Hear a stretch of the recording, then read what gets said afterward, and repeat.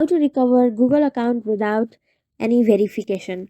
Hello everyone, this is Sabrina here to help you today. So without any further ado, let's get right into the video. So this case will be helpful for you when your account is compromised or hacked. So first, simply launch your settings, then go to Google and Google services. Now on your top right corner, you will see three dots. Tap on it. Now go to help. Now this interface will appear. After that, what you will have to do is simply search for can't recover your Google account or Gmail, and then simply select you know your username and password but you can't sign in or whatever the problem you are going through.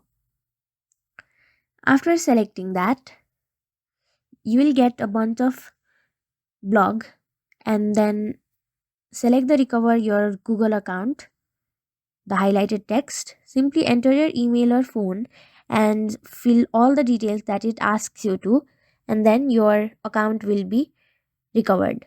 So that's it. Thank you for watching this video. Make sure to like, share, and subscribe to our YouTube channel. If you got any questions, comment them down, and I'll catch you in the next one.